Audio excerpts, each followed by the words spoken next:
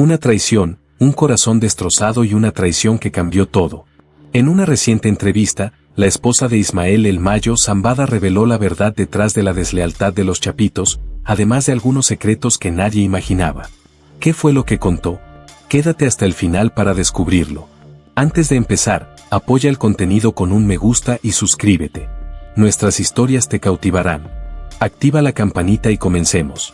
La tenue luz de la habitación iluminaba el rostro cansado de la esposa de Ismael El Mayo Zambada. Su voz, quebrada por el dolor y la traición, narraba una historia desconocida para muchos, una que ocultaba una oscura realidad tras la aparente lealtad y los lazos de sangre en el cártel de Sinaloa. Aquella tarde, en una entrevista clandestina, la esposa del Mayo decidió romper el silencio y compartir cómo la ambición desmedida y la codicia de los hijos de Joaquín El Chapo Guzmán llevaron a una traición inimaginable. El inicio del conflicto. Todo comenzó con la captura del Chapo, dijo con la mirada perdida en recuerdos dolorosos. Con Joaquín fuera del juego, los Chapitos sintieron que era su momento de brillar, de asumir el control del cártel. Pero lo que no entendían es que el liderazgo de una organización como esta no se hereda, se gana. Y en ese momento, mi esposo, El Mayo, era el verdadero líder. Contaba con el respeto de los veteranos, los jóvenes y los aliados internacionales. Sin embargo, los Chapitos, cegados por su afán de poder, cometieron un error fatal. Según la mujer, los primeros conflictos entre El Mayo y los hijos del Chapo comenzaron a notarse en las reuniones del cártel. Ismael intentó mantener la paz, guiarlos, enseñarles que este negocio no se trata solo de violencia y ostentación, pero no quisieron escuchar. Querían el control absoluto, las rutas, el dinero y, sobre todo, el respeto que nunca se ganaron, relató. El ascenso de la traición. Con el tiempo, la tensión creció y la desconfianza se extendió entre las filas del cártel. Los Chapitos empezaron a rodearse de jóvenes sicarios, hombres sin el código de honor que mi esposo siempre defendió, continuó. Fue entonces cuando comenzó el verdadero conflicto. Ismael siempre había preferido una mano firme pero justa. Ellos, en cambio, no tenían límites. Empezaron a actuar a sus espaldas, a negociar con nuestros enemigos, a romper los lazos que Ismael había construido durante décadas. La traición alcanzó su punto máximo cuando los Chapitos decidieron hacer lo impensable, contactar a las autoridades estadounidenses. Esa fue la daga en el corazón, expresó con la voz entrecortada. Creyeron que entregando a mi esposo y asegurándose de su arresto consolidarían su poder sin que nadie los guiara o supervisara. Contactaron a la DEA, hicieron un trato, información a cambio de inmunidad, rutas a cambio de libertad. Ofrecieron a El Mayo en bandeja de plata. El golpe final. Con lágrimas en los ojos, la esposa del Mayo recordó el día en que los hombres de confianza de Ismael le informaron que había sido capturado. Sabíamos que alguien de adentro había dado información tan precisa sobre sus movimientos. Durante días buscamos respuestas, hasta que uno de los hombres de los Chapitos, incapaz de cargar con la culpa, confesó todo. La revelación de la traición sacudió a la familia de Ismael Zambada hasta sus cimientos. Los Chapitos habían decidido entregar a Ismael para eliminar cualquier competencia dentro del cártel. Pactaron con la DEA para asegurarse de que él no pudiera regresar a México ni retomar el control, explicó con amargura.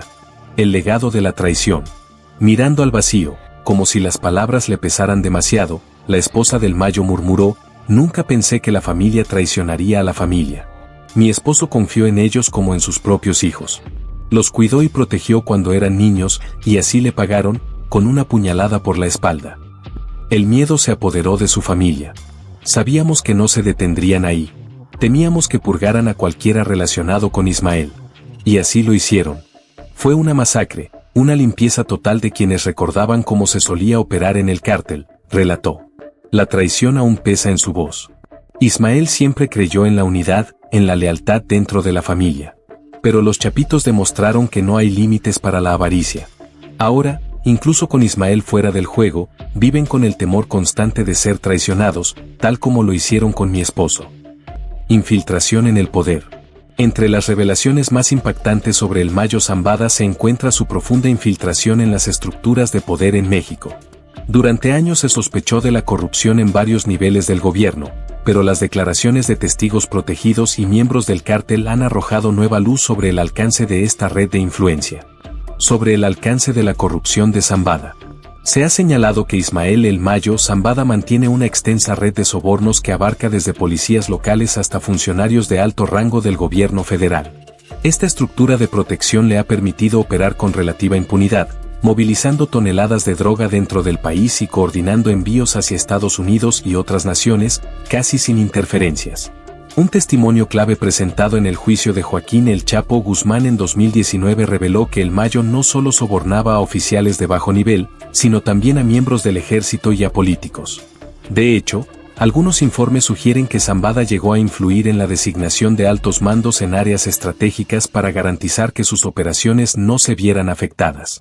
Estas revelaciones confirman lo que muchos sospechaban. Zambada no solo es un narcotraficante de enorme poder, sino también un experto en manipulación política, capaz de operar en el más alto nivel de clandestinidad gracias a su habilidad para infiltrarse y corromper a las autoridades. El narcotraficante invisible. Ha sido descrito como el narcotraficante invisible, una figura que rehúye la ostentación, las cámaras y el exhibicionismo.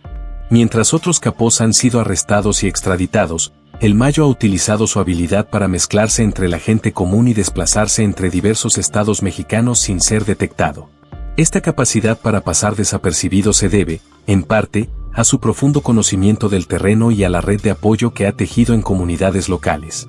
Zambada ha logrado ganarse la lealtad de estas comunidades no solo a través de la intimidación, sino también mediante ayudas económicas, construcción de infraestructura, financiamiento de escuelas y hospitales. Esta doble estrategia, que combina terror y beneficencia, le ha permitido crear una especie de santuario donde es visto como un benefactor, casi un Robin Hood moderno, más que como un criminal. A cambio, los pobladores le brindan un sistema de alerta temprana que le ha permitido evadir la captura en múltiples ocasiones. Su salud y vida familiar, una vulnerabilidad oculta. En los últimos años, Zambada ha enfrentado problemas de salud significativos, lo que lo ha obligado a mantener un perfil aún más bajo. Según diversos informes, padece diabetes y problemas renales, lo que ha limitado su capacidad para moverse con la misma libertad que antes. A diferencia de otros líderes del narcotráfico que han sido traicionados por sus familiares, la familia del Mayo ha demostrado una lealtad inquebrantable. Varios de sus hijos están involucrados en el narcotráfico, pero ninguno ha proporcionado información que pudiera conducir a su captura. Esto ha llevado a especulaciones sobre cómo el Mayo ha manejado sus relaciones familiares, logrando mantener un control férreo sobre sus parientes y asociados cercanos. A pesar de sus problemas de salud, parece haber establecido una estructura de liderazgo en la que su familia directa sigue teniendo un rol predominante, lo que podría garantizar la continuidad de su influencia incluso si su estado físico empeora. Tácticas militares y guerrilla en el narcotráfico. A diferencia de otros líderes del crimen organizado que se han enfocado principalmente en la corrupción o la violencia directa, el Mayo ha incorporado tácticas avanzadas de combate y estrategia militar en su operación. Informes de inteligencia sugieren que Zambada ha estudiado estrategias de guerra de guerrillas y tácticas de insurgencia, aplicándolas tanto al tráfico de drogas como a la defensa de su territorio. Bajo su liderazgo, el cártel de Sinaloa ha establecido zonas liberadas, áreas donde ejerce un control absoluto, similar al de un gobierno paralelo. Estas zonas están protegidas por complejas redes de vigilancia y sistemas de comunicación que recuerdan las técnicas usadas por grupos insurgentes en otras partes del mundo. Por ejemplo, han utilizado túneles no solo para contrabandear drogas, sino también como rutas de escape y escondites. Sus operativos incluyen entrenamiento en tácticas de combate y el uso de armamento pesado, que va desde rifles de asalto hasta lanzacohetes. Estas estrategias muestran que Zambada no es solo un líder criminal, sino también un estratega militar que ha adaptado métodos de guerra para proteger y expandir su imperio. Conexión espiritual y creencias místicas. Según rumores provenientes de su círculo cercano, Zambada tiene un interés particular en prácticas espirituales, como la santería y el misticismo indígena. Se dice que consulta regularmente a santeros y curanderos para buscar guía espiritual y protección. A diferencia de otros líderes del narcotráfico que buscan el respaldo de figuras religiosas populares, Zambada mantiene sus prácticas místicas en secreto y fuera del ojo público. Ha sido descrito como un hombre reservado, que no comparte fácilmente sus creencias, pero que confía profundamente en ciertos rituales para asegurar su éxito y protección. Según estas mismas fuentes, Zambada cree en una fuerza espiritual que lo ha protegido a lo largo de los años, realizando ofrendas periódicas para mantenerse en su favor. Esta conexión espiritual podría explicar cómo ha logrado mantenerse fuera del alcance de las autoridades durante tanto tiempo, confiando no solo en la corrupción y la violencia, sino también en lo que considera una red de protección divina. El hombre de familia detrás del capo. Una de las revelaciones más sorprendentes sobre el Mayo Zambada es su capacidad para llevar una doble vida, la de un temido líder del narcotráfico y la de un hombre de familia dedicado. Mientras otros capos han perdido contacto con sus raíces y adoptado estilos de vida extravagantes, Zambada ha mantenido una imagen de hombre sencillo, cercano a su familia y a sus orígenes.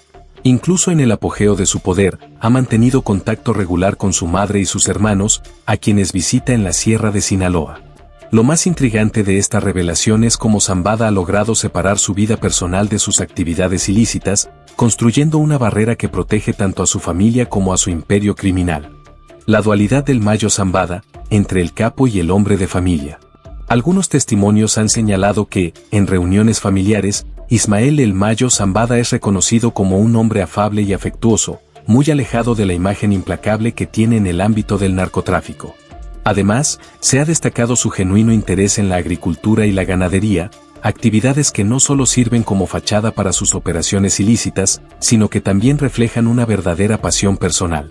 Esta dualidad, al ser tanto un capo temido como un hombre del campo dedicado a su familia, construye una imagen contrastante y compleja, sugiriendo que su carácter va más allá de las percepciones superficiales. La trata de personas y la explotación sexual. Aunque el cártel de Sinaloa es conocido principalmente por el tráfico de drogas, informes recientes y declaraciones de víctimas han revelado que, bajo la dirección de Zambada, también se ha involucrado en la trata de personas a gran escala, particularmente en la explotación sexual de mujeres y niñas. Según estos informes, las víctimas son secuestradas o engañadas con falsas promesas de empleo, para luego ser forzadas a trabajar en burdeles clandestinos controlados por el cártel. Aquellas que intentan escapar o resistirse son castigadas de manera brutal o asesinadas, como advertencia para los demás. Estas prácticas muestran no solo la brutalidad y la falta de escrúpulos de Zambada, sino también cómo ha diversificado sus operaciones delictivas para maximizar sus ingresos. Al parecer, no se conforma con los beneficios del narcotráfico, sino que también explota la vulnerabilidad de las personas, evidenciando un lado extremadamente cruel y despiadado en su liderazgo. La tortura psicológica y el control mental. Otro aspecto perturbador del liderazgo de Zambada es su uso de técnicas de tortura psicológica y manipulación mental para garantizar la lealtad de sus subordinados. A diferencia de otros líderes del narcotráfico que recurren principalmente a la violencia física, Zambada ha desarrollado un sistema más elaborado y siniestro. Testimonios de desertores y testigos señalan que utiliza métodos como amenazas a las familias de sus colaboradores, privación del sueño y aislamiento prolongado para quebrar la voluntad de quienes considera desleales o peligrosos. Incluso se ha informado que Zambada emplea psicólogos y expertos en comportamiento humano para diseñar estrategias de control, manteniendo a sus hombres en un constante estado de miedo y dependencia emocional. Estas prácticas no solo castigan a los traidores, sino que también aseguran una obediencia ciega dentro de su organización. Este enfoque revela un lado profundamente oscuro, mostrando hasta dónde está dispuesto a llegar para mantener su poder. Experimentación con venenos y métodos de asesinato lento. Entre las revelaciones más espeluznantes sobre Zambada está su supuesta fascinación con los venenos y los métodos de asesinato prolongado. Mientras otros narcotraficantes prefieren ejecuciones rápidas, él opta por métodos más sádicos y calculados. Fuentes cercanas al cártel afirman que ha experimentado con diversas sustancias tóxicas para eliminar a enemigos o traidores, infligiendo sufrimientos prolongados antes de la muerte. Cuerpos encontrados en fosas clandestinas con signos de envenenamiento y tortura corroboran estos informes. Estas prácticas no solo eliminan a sus enemigos, sino que también envían un mensaje intimidante. Desafiar al cártel conlleva consecuencias inimaginables. Este lado teatral y sádico de Zambada refleja una mente calculadora y perversa que disfruta mostrando su poder a través del sufrimiento ajeno. La importancia de la familia en su imperio criminal. Ismael el Mayo Zambada es una figura enigmática dentro del narcotráfico, y su familia ha jugado un papel crucial en la expansión y consolidación del cártel de Sinaloa. Sus hijos, en particular, han sido piezas fundamentales, ocupando roles estratégicos dentro de la organización. Vicente Zambada Niebla, conocido como el Vicentillo, es el más conocido de sus hijos. Nacido el 20 de marzo de 1975, se integró desde joven en las operaciones del cártel, ascendiendo a una posición de liderazgo. En 2009, fue arrestado en México y extraditado a los Estados Unidos en 2010. Decidió cooperar con las autoridades estadounidenses, proporcionando información clave sobre el cártel y testificando contra Joaquín El Chapo Guzmán en 2019. Por otro lado, Serafín Zambada Ortiz, nacido el 27 de mayo de 1990, fue arrestado en 2013 en Arizona, acusado de conspiración para distribuir drogas. Optó por declararse culpable, evitando un juicio prolongado. Ismael Zambada Imperial, conocido como el Mallito Gordo, fue arrestado en 2014 en Culiacán y enfrentó cargos relacionados con narcotráfico y lavado de dinero. Su rol en la logística y finanzas del cártel fue crucial, siendo uno de los hombres de mayor confianza de su padre. Las hijas del Mayo, Teresa y María Teresa Zambada Niebla, han mantenido un perfil bajo, pero han sido vinculadas a actividades de lavado de dinero y apoyo logístico. Aunque no tan visibles como sus hermanos, su papel en la organización ha sido significativo. El auge y caída de las operaciones del cártel de Sinaloa. Las operaciones terrestres y marítimas, cuidadosamente orquestadas, generaron ingresos millonarios para el cártel, ampliando su influencia a niveles sin precedentes. La sofisticación del sistema dejó perplejos a los agentes de la DEA, quienes reconocieron que la escala y eficiencia de esta red de narcotráfico, liderada por Vicente Zambada Niebla, alias El Vicentillo, eran incomparables. Sin embargo, su caída fue tan impactante como su ascenso. En marzo de 2009, Vicente fue arrestado en un lujoso hotel de la Ciudad de México, en una operación que destacó por la colaboración entre agencias mexicanas y estadounidenses.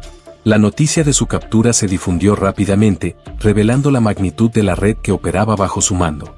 Durante su juicio en Chicago, salieron a la luz detalles que consolidaron al cártel de Sinaloa como una de las organizaciones más poderosas de su tiempo y a Vicente como uno de los líderes más influyentes de su generación.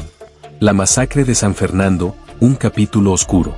Otro crimen que marcó profundamente fue la masacre de San Fernando, un acto atribuido a la rivalidad entre el cártel de Sinaloa y los Zetas. En 2010, un enfrentamiento sangriento en Tamaulipas dejó como saldo la muerte de 72 migrantes en una bodega. Aunque inicialmente se señaló a los Zetas como responsables, investigaciones posteriores revelaron la participación de elementos del cártel de Sinaloa bajo el liderazgo de Serafín Zambada Ortiz. La brutalidad de estos actos, que incluyeron torturas y ejecuciones sumarias, desató una ola de indignación internacional, resaltando la ferocidad con la que el cártel defendía su territorio. Audaces operaciones financieras, el caso de Mallito Gordo. Ismael Zambada Imperial, conocido como Mallito Gordo, protagonizó una de las operaciones de lavado de dinero más ambiciosas en la historia del narcotráfico. Entre 2012 y 2014, diseñó un esquema para lavar millones de dólares provenientes de la venta de drogas mediante una compleja red de empresas fachada en México y Estados Unidos. Desde compañías de transporte hasta restaurantes, infiltró fondos ilícitos en el sistema financiero, disfrazándolos como ingresos legítimos. La red, que involucraba sobornos, manipulación de registros contables y colaboración con bancos internacionales, fue desmantelada en noviembre de 2014, cuando Mallito Gordo fue capturado en una redada militar en Culiacán. Este golpe expuso la sofisticación con la que operaba el cártel de Sinaloa y el ingenio de sus líderes para combinar violencia con astucia financiera. El vínculo entre los Zambada y los Chapitos. Vicente, Serafín e Ismael Zambada Imperial crecieron bajo la sombra de su padre, Ismael el Mayo Zambada, adquiriendo un conocimiento estratégico del narcotráfico. Vicente, conocido como el Vicentillo, lideró operaciones logísticas, mientras que Serafín y Mallito manejaron aspectos financieros y operativos. Por otro lado, los Chapitos, hijos de Joaquín El Chapo Guzmán, Iván Archibaldo, Jesús Alfredo y Ovidio Guzmán, heredaron tanto la brutalidad como la astucia de su padre en el crimen organizado. A lo largo de los años, ambas familias colaboraron en múltiples operaciones, destacando la expansión de las rutas hacia el este de Estados Unidos. Sin embargo, esta alianza también estuvo marcada por tensiones, especialmente tras la captura y extradición de El Chapo, que dejó un vacío de poder. Capturas clave y su impacto en el cártel. La primera gran captura fue la de Vicente Zambada Niebla en 2009, quien, en su rol de líder logístico, representaba una pieza crucial en el funcionamiento del cártel. Su arresto debilitó significativamente la estructura de la organización. En 2013, Serafín Zambada Ortiz fue capturado en Nogales, Arizona, mientras intentaba cruzar la frontera con una cantidad considerable de metanfetaminas. Este operativo conjunto entre la DEA y autoridades fronterizas fue un golpe a las finanzas del cártel. Finalmente, en 2014, la detención de Ismael Zambada Imperial durante una redada militar en Culiacán marcó otro hito. Su captura significó una pérdida estratégica, ya que era responsable de supervisar rutas de tráfico y operaciones logísticas, reorganización y tensiones internas. Las detenciones de Vicente, Serafín y Mayito provocaron un periodo de reestructuración dentro del cártel de Sinaloa. La ausencia de estos líderes clave intensificó las tensiones internas y generó competencia con otros grupos criminales, como el Cártel Jalisco Nueva Generación, CJNG. A pesar de estas tensiones, las facciones internas han demostrado la capacidad de unirse ante amenazas externas, como la creciente influencia del CJNG liderado por Nemesio Oseguera Cervantes, alias El Mencho. El futuro del cártel de Sinaloa sigue marcado por alianzas frágiles, luchas internas y la constante presión de las autoridades internacionales.